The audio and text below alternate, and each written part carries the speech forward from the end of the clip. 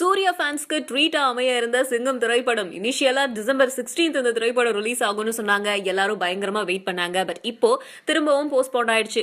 December 23 இந்த திரைப்படத்தை வெளியிடலாம் அப்படின்னு முடிவு பண்ணிருக்காங்க. இந்த திரைப்படம் போகன் திரைப்படத்தோட ரிலீஸ் ஆகுது. 16ல இருந்து 23 போறதுக்கு என்ன காரணம் அப்படின்னு பார்த்தா, Christmas holiday, new year holiday எல்லாம் வருது இல்லையா? சோ நிறைய ஹாலிடேஸ் இருக்கு. அதனால இந்த படத்தை அந்த டைம்ல வெளியிட்டாக்கா நல்ல கலெக்ஷன் வரும்னு எதிர்பார்த்திருக்காங்க.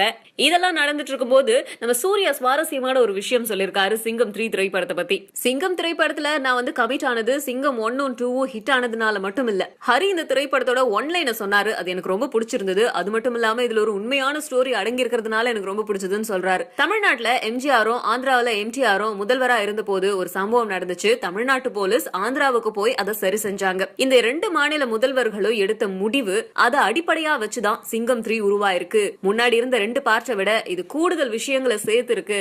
அதனாலதான் இந்த படத்துல நான் கமிட் ஆயிருக்கேன் அப்படின்னு சொல்லியிருக்காரு. அது மட்டும் இல்லாம அனுஷ்காவை இந்த பார்ட்ல திருமணம் பண்ணிக்க போறாராம். சிங்கம் 3 கேட்டவுன்ல அடுத்த ஹாட்டான நியூஸா இருக்கும் அப்படின்னு தான் நம்ம நினைச்சிட்டு இருக்கோம். பட் அதை விட ஹாட்டான நியூஸ் ஒன்னு நடந்திருக்கு. நயன்தாராக்கும் நம்ம விக்னேஷ் சிவனுக்கும் ரகசிய திருமணம் ஆயிடுச்சா? அது மட்டுமா அபார்ட்மெண்ட்ல 2 பேரும் ரகசியமா வாழ்ந்துட்டு வர்றதாகவும் தகவல் வெளியாகி இருக்கு. பட் இது எதை பத்தியுமே கேர் பண்ணாம 2 பேரும் தான் உண்டு தான் வேலை உண்டுன்னு இருந்தாங்க. ஆனா விக்னேஷ் சிவன் நயன்தாராக்காக கதெல்லாம் கேட்டுட்டு இருக்காராம். இதெல்லாம் வச்சு பார்க்கும்போது ஒரு வேலை இது உண்மையா இருக்குமோ அப்படின்னு டவுட் வருது. அது உண்மையோ பொய்யோ தெரியாது. பட் உண்மையான விஷயம் சொல்றேன், கேட்டுக்கோங்க. நம்ம தமிழ்னா அரவிந்த் சாமிக்கு ஜோடியா நடிக்கிறாங்க. நான் அவனில்லை பார்ட் 2 திரைப்படத்தை இயக்குனரோட படத்துலதான் நம்ம தமிழ்னாவும் அரவிந்த் சாமியும் ஒன்னா சேர்ந்து நடிக்கிறாங்க. நான் அவனில்லை படம் பாணியிலேயே இந்த படத்தை எடுக்கிறாராம். யூஸ்வலா நான் அவனில்லை படத்துல 5 ஹீரோயின்ஸ் இருப்பாங்களே, அப்ப 5ல 1 தான் நம்ம தமிழ்னாவான்னு கேட்டா அதுதான் தப்பு. தமிழ்னா இதுல லீட் ரோல் பண்றாங்க.